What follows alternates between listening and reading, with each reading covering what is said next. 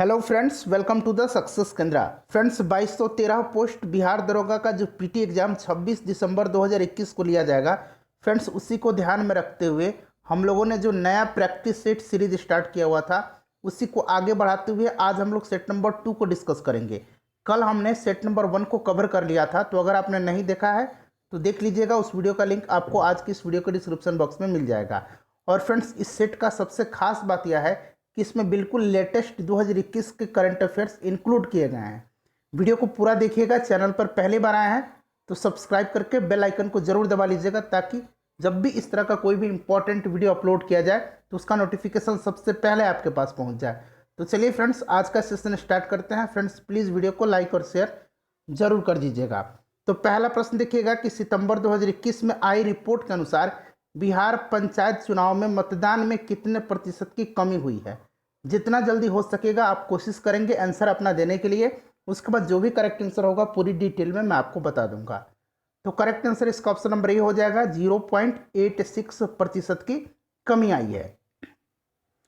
दूसरा क्वेश्चन देखिए, भारतीय सेना द्वारा विद्या बालन के नाम पर फायरिंग रेंज का नाम रखा गया, यह स्थित है। तो देखिए friends, Vidya Balan firing range जो है जम्मू कश्मीर के बारामूला जिले के गुलमर्ग में स्थित है। तो राइट आंसर जम्मू कश्मीर हो जाएगा, ऑप्शन नंबर ए। नेक्स्ट क्वेश्चन देखिएगा। और फ्रेंड्स, हाँ, वीडियो के लास्ट में आप सभी लोग अपना अपना स्कोर जरूर बताइएगा। देखिए, एग्जाम बहुत ही नज़दीक है, कंपटीशन का लेवल जो है बहुत ही हाई है। अपना स्कोर बताइए ताकि सही सही अंदाजा लगाया जा सके। देखिए, तीसरा क्वेश्चन है कि गाय के गोबर से बने पहले खादी प्राकृत पेंट का ब्रांड एम्बेसडर किससे बनाया गया है। बहुत ही इंपॉर्टेंट क्वेश्चन है। तो देखिए, ये बनाए गए हैं केंद्रीय मंत्री Nitin Gadkari, option number D correct answer इसका हो जाएगा। अगला क्वेश्चन देखिएगा कि भारत सरकार द्वारा हाल ही में किस नवीन मंत्रालय का गठन किया गया है। तो आपको पता है कि यह मंत्रालय है सहकारिता मंत्रालय, और इसके जो पहले मंत्री बनाए गए हैं ये गृह मंत्री अमित शाह को यह मंत्रालय सौंपा गया है। नेक्स्ट क्वेश्चन हमारा है कि हाल ही में समाचारों में रहा ताल ज्वालामुखी कहाँ स्थित है। बताइए, ताल ज्वालामुखी जो है कहाँ स्थित है। तो फ्रेंड्स, यह जो है यह फिलीपींस में है, ताल वोल्केनो। ठीक है, याद रखेंगे। चलिए, छठा प्रश्न देखते हैं कि इबोला के टीकों को संग्रहित करने के लिए इबोला टीका भंडार की स्थापना निम्न में से किस देश में की जाएगी। सभी के सभी इंपॉर्टेंट क्वेश्चन है। फ्रेंड्स, आपसे मैं एक ही रिक्वेस्ट करता हूँ हर वीडियो में कि प्लीज़ वीडियो को लाइक और शेयर जरूर किया करें। देखिए, काफ़ी मेहनत लगता है, 100 क्वेश्चन कंटिन्यू मैं बोलता हूँ आपके लिए, तो ध्यान देंगे। फ्रेंड्स, देखिए, ये जो इबोला टीका है इसको संग्रहित करने के लिए इबोला टीका भंडार की स्थापना जो है ये स्विट्जरलैंड में किया जाएगा। ऑप्शन नंबर डी जो है करेक्ट आंसर हो जाएगा। नेक्स्ट क्वेश्चन है हमारा कि हाल ही में चर्चा में रही नेसेट संसद निम्न में से किस देश से संबंधित है। तो नेसेट जो है यह इजराइल का संसद है। ठीक है, नेक्स्ट क्वेश्चन देखिए, और इजराइल के प्रधानमंत्री अभी कौन है। तो नफ्ताली बेनेट है। इसाक हर्जोग जो है इजराइल के राष्ट्रपति हैं। ठीक है, चलिए उसके बाद देखिए, प्रवासी भारतीय दिवस 2021 के मुख्य अतिथि के रूप में किसे आमंत्रित किया गया था। देखिए, प्रवासी भारतीय दिवस जो है यह प्रत्येक वर्ष 9 जनवरी के दिन मनाया जाता है। ध्यान रखेंगे फ्रेंड्स, इंपॉर्टेंट है। इस वर्ष का विषय क्या था। इस वर्ष का विषय जो था आत्मनिर्भर भारत में योगदान था। ठीक है फ्रेंड्स, और इस वर्ष जो मुख्य अतिथि थे वो सूरीनाम के राष्ट्रपति महामहिम चंद्रिका प्रसाद संतोखी थे। राइट आंसर ऑप्शन नंबर ए हो जाएगा। ये सूरीनाम के राष्ट्रपति हैं चंद्रिका प्रसाद संतोखी।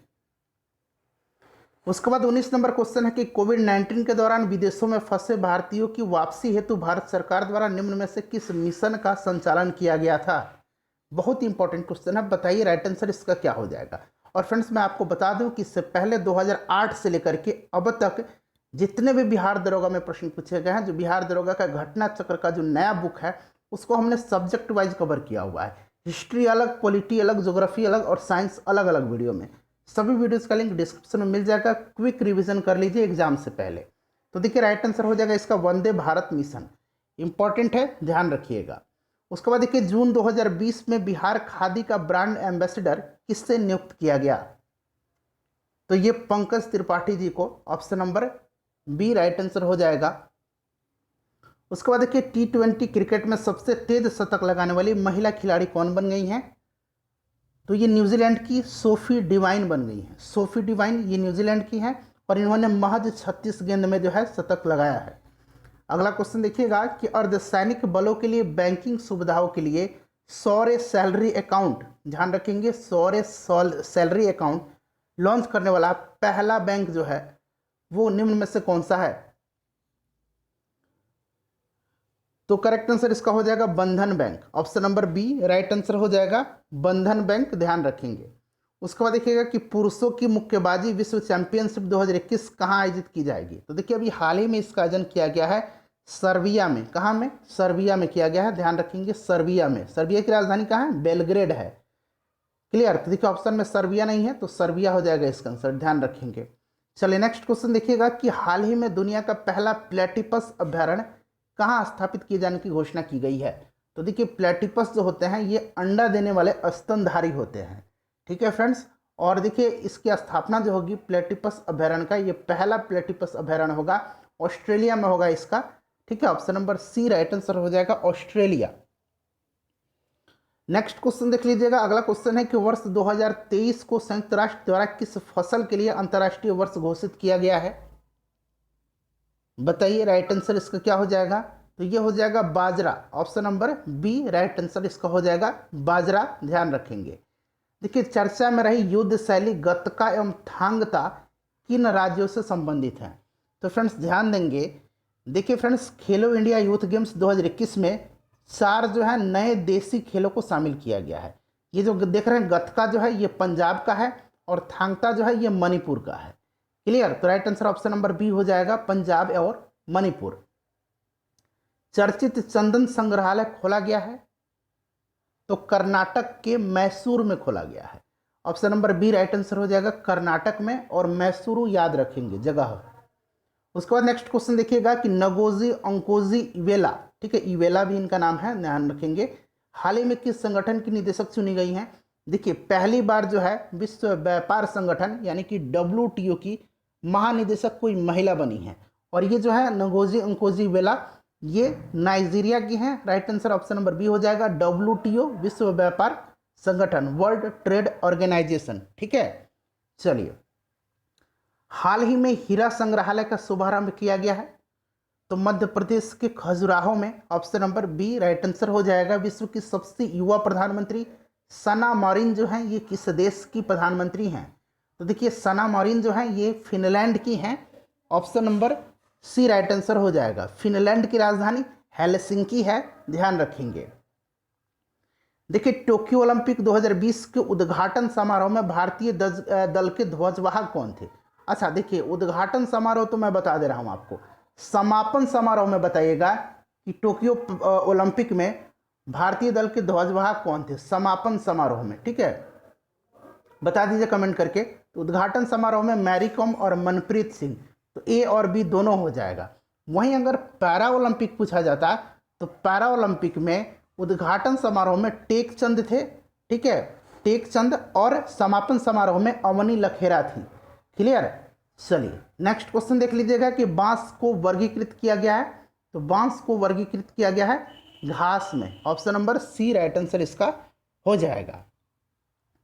उसके बाद देख लीजिएगा, और फ्रेंड्स इससे पहले हमने बहुत सारे करीब 100 से भी अधिक वीडियो है, बिल्कुल नया नया प्रैक्टिस सेट हमने कवर किया हुआ है, ठीक है। यूथ अचीवमेंट का भी हमने प्रैक्टिस सेट कवर कर लिया बहुत ही पहले, 1-2 महीने पहले ही हमने कवर कर लिया है, उसका भी लिंक डिस्क्रिप्शन में मिलेगा, देख लीजिएगा।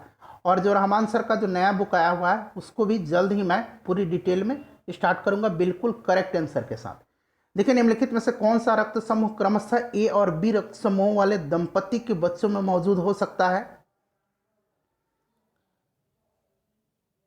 तो ये हो जाएगा option number C A B और ओ। अच्छा ब्लड ग्रुप की खोज किसने किया था? कार्ल लैंडस्टीनर ने किया था, ठीक है। चलिए उसके बाद देखिएगा कोलेजन क्या है? कोलेजन क्या है? तो कोलेजन जो है एक रेशेदार प्रोटीन है, और फ्रेंड्स यह जानवरों में विशेष रूप से पाया जाता है। अगला क्वेश्चन देखिएगा कि प्रतिवर्ती क्रियाओं का नियंत्रण कहां पर स्थित है? बहुत ही सिंपल क्वेश्चन है, राइट आंसर इसका क्या हो जाएगा? मेरुरज्जु में। उसके बाद देखिए निम्नलिखित में से कौन सी मानव ग्रंथि रक्तचाप को नियंत्रित करती है? यहाँ ग्रंथि बना लीजिएगा, ठीक है, रक्तचाप को नियंत्रित करती है। तो करेक्ट आंसर इसका हो जाएगा अधिविक ग्रंथि, ठीक है। चलिए उसके बाद देखिएगा कि पित्ताशय में उपस्थित पथरी निम्नलिखित में से किसका पाचन प्रभावित करती है? तो ये प्रभावित करती है वसा के पाचन को। Option number B right answer हो जाएगा। हाँ, ऑप्शन नंबर बी इसका राइट आंसर हो जाएगा, ठीक है। चलिए उसके बाद देखिएगा कि जीवों में अत्यधिक विविधता का कारण है। फ्रेंड्स प्लीज़ वीडियो को लाइक ज़रूर किया करें। देखिए मोटिवेट होता हूँ मैं जब आप लाइक करते हैं, तो मुझे पता चलता है कि वीडियो कैसी लग रही है आप लोगों को, ठीक है। तो देखिए राइट आंसर हो जाएगा इसका उत्परिवर्तन। क्लियर है, ध्यान रखेंगे।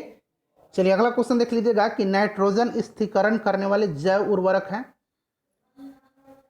तो ये हो जाएगा Azotobacter. Option number A right answer इसका हो जाएगा। मानव शरीर की सबसे छोटी हड्डी कौन सी है? तो ये कान की हड्डी है, बताइए। स्टेपीज सबसे लंबी हड्डी, जांग की हड्डी है फीमर। देखिए स्टेपीज, इनकस और मैलियस ये तीनों जो हैं कान की हड्डियां हैं, ठीक है। एक कान में 3 हड्डी पाई जाती है और दूसरे कान में 3 हड्डी, टोटल कान में 6 हड्डियां पाई जाती हैं। नेक्स्ट क्वेश्चन देखिएगा। देखिए प्रश्न पूछ रहा है कि जब संसद के दोनों सदनों की संयुक्त बैठक में कोई विधेयक निर्दिष्ट यानी कि रेफर किया जाता है, तो इसे किसके द्वारा पारित किया जाना होता है? तो सही आंसर हो जाएगा उपस्थित तथा मत देने वाले सदस्यों का साधारण बहुमत के द्वारा, ठीक है। ऑप्शन नंबर ए इसका राइट आंसर हो जाएगा। उसके बाद देखिए वह कौन सा अधिनियम है जिसके तहत भारतीय विधान परिषद को बजट पर बहस करने की शक्ति प्राप्त हुई? बहुत ही इंपॉर्टेंट क्वेश्चन है, अच्छा क्वेश्चन है, बताइए इसका राइट आंसर क्या हो जाएगा? तो यह हो जाएगा भारत परिषद अधिनियम 1892। Option number B right answer इसका हो जाएगा। उसके बाद देखिएगा कि संविधान की जो 11वीं अनुसूची है उसमें कितने विषय शामिल हैं? अच्छा ध्यान देंगे, देखिए ये जो 11वीं अनुसूची है फ्रेंड्स, यह अनुसूची संविधान के 73वें, ध्यान रखेंगे, संविधान के 73वें संवैधानिक संशोधन द्वारा जोड़ी गई है। इसमें पंचायती राज संस्थाओं को कार्य करने के लिए 29 विषय प्रदान किए गए हैं। तो राइट आंसर ऑप्शन नंबर ए हो जाएगा, 29 विषय प्रदान किए गए हैं।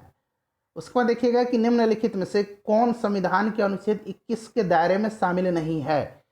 देखिए फ्रेंड्स, भारतीय संविधान का जो आर्टिकल 21 है कहता है कि किसी भी व्यक्ति को विधि द्वारा स्थापित प्रक्रिया के अतिरिक्त उसके जीवन और व्यक्तिक स्वतंत्रता के अधिकार से वंचित नहीं किया जा सकता है। मानवीय गरिमा के साथ जीना तथा वे सब पहलू जो जीवन को अर्थपूर्ण, पूर्ण तथा जीने योग्य बनाते हैं इसमें शामिल है। तो देखिए जीने योग्य बनाते हैं पानी की गुणवत्ता, पर्यावरण एवं शुद्ध हवा, महिलाओं का लैंगिक उत्पीड़न, मृत्युदंड इसमें नहीं है। Option number D right answer इसका हो जाएगा। भारत के उपराष्ट्रपति को पदच्युत करने संबंधी प्रस्ताव प्रस्तावित किया जा सकता है तो केवल राज्यसभा में। Option number B right answer हो जाएगा। संविधान सभा की अंतिम बैठक की सही तिथि बताइए। पहली बैठक 9 दिसंबर 1946 को, आखिरी बैठक 24 जनवरी 1950 को, और इसी बैठक में डॉक्टर राजेंद्र प्रसाद को भारत का राष्ट्रपति चुना गया था। नेक्स्ट क्वेश्चन देख लीजिएगा कि किसने कहा था कि भारत अर्धसंघात्मक राज्य है? तो ये कहा था केसी वियर ने। ऑप्शन नंबर डी इसका राइट आंसर हो जाएगा। भारत का प्रधानमंत्री किसके प्रति जवाबदेह होता है, उत्तरदायी होता है? तो लोकसभा के प्रति। Option number C correct answer हो जाएगा। प्रधानमंत्री और मंत्रिपरिषद जो है सामूहिक रूप से लोकसभा के प्रति उत्तरदायी होती है, आपको पहले से भी पता होगा। देखिए भारतीय संविधान द्वारा प्रदत्त निम्न में से कौन सा अधिकार गैर नागरिकों को भी उपलब्ध है? तो यह अधिकार कौन सा है बताइए? संवैधानिक निराकरण का अधिकार। ऑप्शन नंबर डी इसमें से राइट आंसर हो जाएगा। लोकसभा का जो स्पीकर होता है अपने कास्टिंग वोट का प्रयोग केवल करते हैं, तो ये निर्णायक मत देते हैं, ठीक है। जब वोट बराबर बराबर हो जाता है, टाई अप हो जाता है, तो उस कंडीशन में ये वोट करते हैं। तो राइट आंसर इसका हो जाएगा ऑप्शन नंबर डी। जब वोट बराबर बराबर होने के नाते टाई हो तब ये वोट देते हैं। चलिए अगला क्वेश्चन देखिएगा कि रासायनिक हथियार निषेध संगठन OPCW का मुख्यालय स्थित है। देखिए OPCW का फुल फॉर्म क्या हो जाएगा? Organisation for the prohibition of chemical weapons. इसकी स्थापना कब हुई थी? 1997 में हुई थी। इसका हेडक्वार्टर नीदरलैंड के द हेग में है। Option number D correct answer हो जाएगा। निम्नलिखित तथ्यों में से कौन सुमेलित नहीं है? तो देखिए, भारत नवाचार सूचकांक नीति आयोग द्वारा जारी किया जाता है। ईज ऑफ लिविंग इंडेक्स जो है यह किसके द्वारा जारी किया जाता है बताइए? तो देखिए, यह जो है नीति आयोग के द्वारा नहीं, यह केंद्रीय आवास एवं शहरी कार्य मंत्रालय के द्वारा जारी किया जाता है। तो ये सुमेलित नहीं है, बाकी सभी जो है सुमेलित दिए गए हैं। ठीक है। उसके बाद देखिए, भारतीय खिलाड़ी मनोज सरकार का संबंध किस खेल से है? तो देखिए, मनोज सरकार ने जो है टोक्यो का जो पैरा ओलंपिक हुआ था इसमें इन्होंने कांस्य पदक जीता है। ये बैडमिंटन से संबंधित हैं। ठीक है, चलिए आगे बढ़ते हैं। नेक्स्ट क्वेश्चन देख लीजिएगा 44 नंबर कि विश्व मरुस्थलीकरण और सूखा रोकथाम दिवस कब मनाते हैं? तो ये मनाया जाता है 17 जून को। Option number C right answer हो जाएगा, 17 जून को मनाया जाता है। देखिए, उत्तर पश्चिम रेलवे मंडल का मुख्यालय स्थित है, तो ये राजस्थान के जयपुर में है। Option number B right answer हो जाएगा। उसके बाद देखिए, जनांकिकी में लिंग अनुपात का संदर्भ है, तो प्रति 1000 पुरुषों के साथ महिलाओं के अनुपात से। ठीक है, option number C right answer हो जाएगा। उसके बाद देखिएगा, निम्न में से कौन सी जो पंचवर्षीय योजना थी उसमें तीव्रतर संपोषीय तथा अधिक समावेशी विकास का दृष्टिकोण रखा गया था? तो ये आखिरी पंचवर्षीय योजना थी, 12वीं पंचवर्षीय योजना। इसका जो है 2012 से लेकर के 2017 तक इसका कार्यकाल रहा था। प्लानिंग एंड द पुअर, ये जो पुस्तक है इसके लेखक कौन है? तो वीएस मिन्हास हैं। Option number A right answer हो जाएगा। किसी वस्तु का द्रव्यमान निम्न में से किसका माप है? तो किसी वस्तु का द्रव्यमान जो होता है यह जड़त्व का माप है। Option number D right answer हो जाएगा, ध्यान रखेंगे। और फ्रेंड्स, किसी वस्तु का द्रव्यमान सदैव स्थिर रहता है, इसको भी आपको ध्यान रखना है।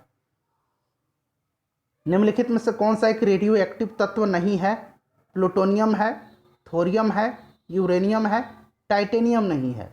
ऑप्शन नंबर इसका डी राइट आंसर हो जाएगा, टाइटेनियम। ठीक है। उसके बाद देखिए, ब्रह्मांड में किन्हीं दो निकायों के बीच गुरुत्वाकर्षण बल खाली स्थान दिया गया है पर निर्भर नहीं करता है, बताइए राइट आंसर इसका क्या हो जाएगा? देख लीजिए, कोई दो पिंड है, मान लीजिए ये मास इसका m1 हो जाएगा और ये m2 हो जाएगा। ठीक है फ्रेंड्स, इधर F1 फोर्स है और इधर F2 फोर्स है, क्लियर है? और ये इनके बीच की दूरी है। अब देखिए क्या है कि किन्हीं दो पिंडों के बीच कार्य करने वाला आकर्षण बल पिंडों के द्रव्यमानों के गुणनफल के अनुक्रमानुपाती तथा उनके बीच की दूरी के वर्ग के व्युत्क्रमानुपाती होता है। तो आपको पता है कि F1 equal to F2 equal to क्या होता है?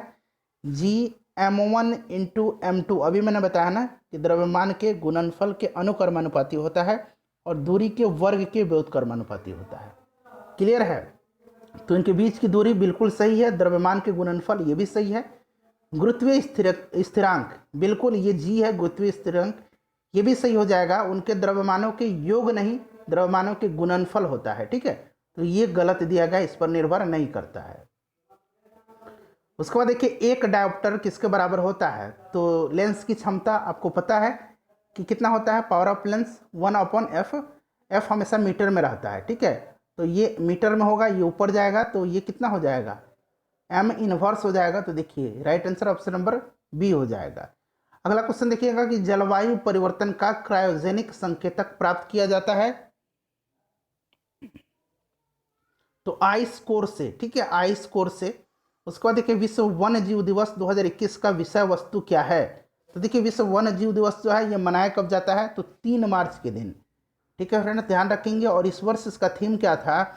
तो forests and livelihoods sustaining people and planet, यानी कि वन एवं आजीविका, लोगों और ग्रह को बनाए रखना। Option number A right answer हो जाएगा। सतत विकास सूचकांक 2021-22 में कौन सा राज्य शीर्ष पर रहा है? बताइए, इंपॉर्टेंट क्वेश्चन है। राइट आंसर इसका हो जाएगा Kerala. Option number B right answer इसका हो जाएगा केरल। ठीक है, ध्यान रखेंगे। उसके बाद देखिए, निष्क्रिय नाइट्रोजन और आर्गन गैसों का उपयोग आमतौर पर बिजली के बल्बों में किया जाता है, किस लिए किया जाता है? तो ये किया जाता है प्रकाश तंतु के जीवन को बढ़ाने के लिए। ऑप्शन नंबर इसका बी राइट आंसर हो जाएगा। क्लियर है फ्रेंड्स? चलिए अगला क्वेश्चन देखते हैं। क्वेश्चन नंबर 57 है हमारा कि किस प्रक्रिया में गैस सीधे ठोस वस्तु में परिवर्तित हो जाती है? इसका आंसर आप कमेंट करके मुझे बताइएगा। ठीक है, चलिए उसके बाद देखिएगा कि बुलेट प्रूफ सामग्री बनाने के लिए निम्नलिखित पॉलीमर में से किसका उपयोग किया जाता है। देखिए फ्रेंड्स, वैसे तो इसका उत्तर पॉलीकार्बोनेट होना चाहिए, लेकिन यहाँ जो देख रहे हैं पॉलीएथिलीन बेस की सहायता से इस पर मजबूत चादर चढ़ाई जाती है, तो इसके हिसाब से पॉलीएथिलीन इसका राइट आंसर हो जाएगा। नेक्स्ट क्वेश्चन देख लीजिएगा। अगला प्रश्न है कि नवपाषाण कालीन स्थल चिरांद में बृहद मात्रा में हड्डियों के उपकरण मिले हैं। इस उपकरण को बनाने में प्रायः किस जानवर के सींगों का प्रयोग किया जाता है? तो ये हो जाएगा हिरन, ऑप्शन नंबर डी सही आंसर हो जाएगा। अगला क्वेश्चन देखिए, हड़प्पा सभ्यता के पतन के संदर्भ में विद्वानों के मतभेद हैं। कौन से विद्वान प्राकृतिक आपदा को इसका महत्वपूर्ण कारण मानते हैं? ज़्यादातर विद्वानों का मानना है कि जो बाढ़ रहा है इसके कारण से जो है हड़प्पा सभ्यता का पतन हुआ है। और देखिए इसमें से राइट आंसर जो हो जाएगा वो हो जाएगा आपका कैनेडी। ठीक है फ्रेंड्स, यहाँ आप देख रहे हैं गॉर्डन चाइल्ड्स, इनका मानना है कि बाहरी आक्रमण के कारण हड़प्पा सभ्यता का पतन हुआ है। इसको भी आप ध्यान रखेंगे। निम्नलिखित में से कौन सा एक वेद त्रयी में शामिल नहीं था? तो वेद त्रयी में कौन सा हो जाएगा? तो ये हो जाएगा आपका ऑप्शन नंबर सी अथर्ववेद। ठीक है, ध्यान रखेंगे, option number C right answer हो जाएगा अथर्ववेद। बाकी यजुर्वेद, ऋग्वेद और सामवेद ये वेद त्रयी में शामिल हैं। उसके बाद देखिए प्रथम और द्वितीय बौद्ध संगति जो है, प्रथम और द्वितीय बौद्ध संगति ये किस शासक के काल में संपन्न हुआ था? तो पहला जो हुआ था आपको पता है फ्रेंड्स, पहला हुआ था आपको अजातशत्रु के समय में, और दूसरा कालाशोक के समय में, तीसरा अशोक के समय में, और चौथा कनिष्क के समय में। गौतम बुद्ध को एक देवता के रूप में किस राजा के शासन, देवता का जो रूप है किस राजा के शासनकाल में प्राप्त हुआ था? तो गौतम बुद्ध को एक देवता का रूप जो है यह कनिष्क के शासनकाल में प्राप्त हुआ। Option number B right answer हो जाएगा। कनिष्क कुषाण वंश का शासक था। इसी के समय चतुर्थ बौद्ध संगति का आयोजन किया गया था।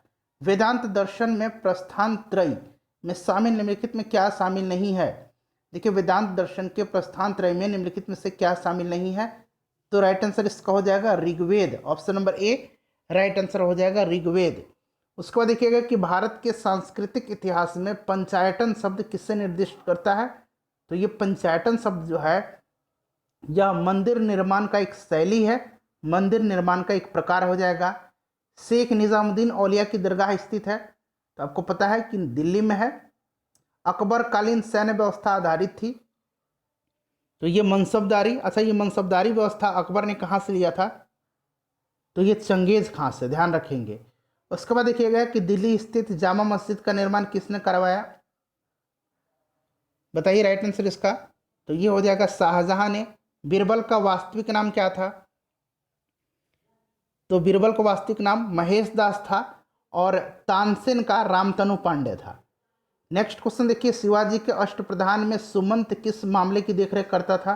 तो ये जो अष्टप्रधान था ध्यान रखेंगे शिवाजी के से संबंधित है, और सुमंत जो होता था ये विदेश मंत्री होता था। Option number B right answer हो जाएगा। देखिए राजकीय पत्र का जो व्यवहार करता था वो चिटनिस कहलाता था। क्या कहलाता था? चिटनिस कहलाता था। और फ्रेंड्स जो न्याय विभाग का प्रधान होता था न्यायाधीश कहलाता था। धार्मिक कार्य पंडित राव कहलाता था। अगला क्वेश्चन देखिएगा कि निम्नलिखित में से किसे स्वर्ग से उत्पन्न सेनानायक कहा गया है? तो ये कहा गया है क्लाइव को, option number C right answer हो जाएगा। उसके बाद देखिए भारत में प्रभुत्व स्थापित करने के दृष्टिकोण से सबसे निर्णायक युद्ध कौन सा था? तो देखिए ये निर्णायक युद्ध जो था ये था आपका बक्सर का युद्ध। अच्छा बक्सर का युद्ध हुआ कब था? तो 1764 में हुआ था। इसमें जो था अंग्रेज का नेतृत्व किसने किया था? तो हेक्टर मुनरो ने किया था। और दूसरी तरफ बंगाल के नवाब मीर कासिम, अवध के नवाब सुजाउद्दौला और मुगल सम्राट शाह आलम द्वितीय थे। तीनों की संयुक्त रूप से हार हो गई थी और अंग्रेज इसमें जीत गए थे। यह निर्णायक युद्ध था। अगला क्वेश्चन देख लीजिएगा, किसने कहा था कि भारत में ब्रिटिश आर्थिक नीति घिनौनी है? तो ये किसने कहा था? ये कहा था कार्ल मार्क्स ने। अगला क्वेश्चन देखिएगा कि रानी लक्ष्मीबाई को अंतिम युद्ध में सामना करना पड़ा था किसका? तो हीरोज का। ठीक है, हीरोज से इनका सामना करना पड़ा था। राजा राममोहन राय ने निम्न में से किसका विरोध नहीं किया था? तो ये पाश्चात्य शिक्षा का विरोध इन्होंने नहीं किया था। ठीक है फ्रेंड्स, ध्यान रखेंगे। चलिए अगला क्वेश्चन देखिएगा कि किस वर्ष स्वामी विवेकानंद ने विश्व धर्म संसद में भाग लिया था? अच्छा ये हुआ कहाँ था? तो शिकागो में, अमेरिका में। और 1893 में। Option number A right answer हो जाएगा फ्रेंड्स, ध्यान रखेंगे। चलिए अगला क्वेश्चन देख लीजिएगा। हाँ, नेक्स्ट क्वेश्चन हमारा 77 नंबर कि बंगाल विभाजन के विरोध में हुए आंदोलन का नेतृत्व किसने किया था। बंगाल का विभाजन कब हुआ था? 1905 में हुआ था। ठीक है फ्रेंड्स, लॉर्ड कर्जन के समय में। और ये जो नेतृत्व हुआ था आंदोलन का, ये किसने किया था? सुरेंद्र नाथ बनर्जी ने। Option number B right answer हो जाएगा, इंपॉर्टेंट है, ध्यान रखिएगा इसको।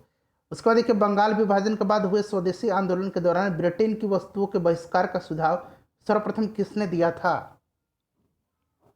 तो ये दिया था कृष्ण कुमार मित्र ने। किसने दिया था? कृष्ण कुमार मित्र ने दिया था, ध्यान रखिएगा। अखिल भारतीय ट्रेड यूनियन कांग्रेस की स्थापना कब हुई थी? इंपॉर्टेंट है, बताइए।